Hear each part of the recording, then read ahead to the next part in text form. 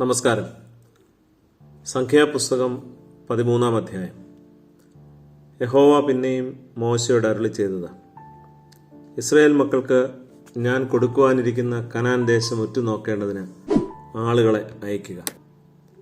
അങ്ങനെ മോശ യഹോവയുടെ കൽപ്പന പ്രകാരം പാരാൻ മരുഭൂമിയിൽ നിന്ന് അവരെ അയച്ചു.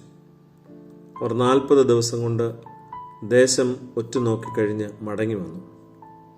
നിങ്ങൾ എത്തിച്ചേരുന്ന ദേശത്തിലെ ഫലങ്ങൾ കൊണ്ടുവരുവിനെന്നുള്ള നിർദ്ദേശവും മോശ അവർക്ക് നൽകുന്നുണ്ട്.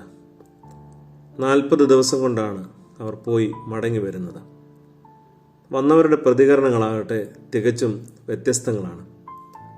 ഒരു കൂട്ടർ പറയുന്നു, അവിടെയുള്ളവർ മല്ലന്മാരാണ്, അവരുടെ നേരെ ചെല്ലുവാൻ നമുക്ക് കഴിയില്ല. എന്നാൽ യോശുവയും കാലേബും പറയുന്നു, നമ്മോട് കൂടെ യഹോവ ഉള്ളതുകൊണ്ട് നാം അവരെ ഭയപ്പെടരുത്. ഈ നോമ്പിൻ്റെ 40 ദിവസങ്ങൾ പർദീസയുടെ മുൻരുചി തേടലാണ്. ഈ പ്രാർത്ഥനകൾ നമ്മുടെ പ്രാർത്ഥനകളിലൊക്കെ നമുക്ക് കാണാൻ സാധിക്കും.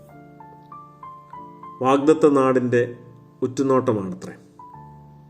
നമ്മുടെ നോമ്പും 2 തരം പ്രതികരണങ്ങളെ സൃഷ്ടിക്കാറുണ്ട്, പോസിറ്റീവായും നെഗറ്റീവായും. ചിലർ നോമ്പിനാൽ ഉൾത്തെളിവ് നേടുന്നു, എല്ലാ കാര്യങ്ങളെയും കുറെ കൂടെ പ്രകാശത്തോടെ കാണുന്നു. മറ്റു ചിലരാകട്ടെ ഇങ്ങനെ പറയാറുണ്ട്: ഇത്തവണ നോമ്പ് നോക്കിയിട്ടും എൻ്റെ ആഗ്രഹം നിവർത്തിക്കപ്പെട്ടില്ലല്ലോ. ചിലർ പറയും, നോമ്പെടുക്കുക എന്നത് എത്ര പ്രയാസമാണ്. ഉപവാസങ്ങൾ, കുമ്പിട്ടുള്ള നമസ്കാരങ്ങൾ, ഏറിയ ബുദ്ധിമുട്ടുകൾ.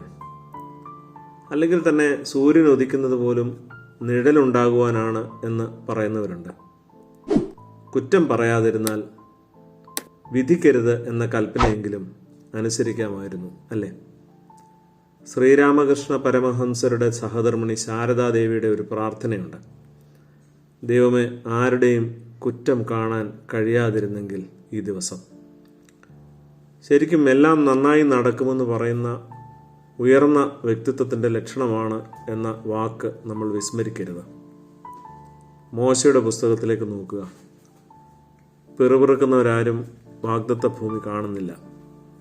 എന്നാലോ പ്രതീക്ഷാനിർഭരമായ വാക്കുകൾ പറഞ്ഞ യോശുവയും കാലേബുമാകട്ടെ പാലും തേനും ഒഴുകുന്ന ദേശത്തെ വിഭജിച്ച് നൽകുന്നവരായി പരിണമിക്കുന്നുണ്ട്.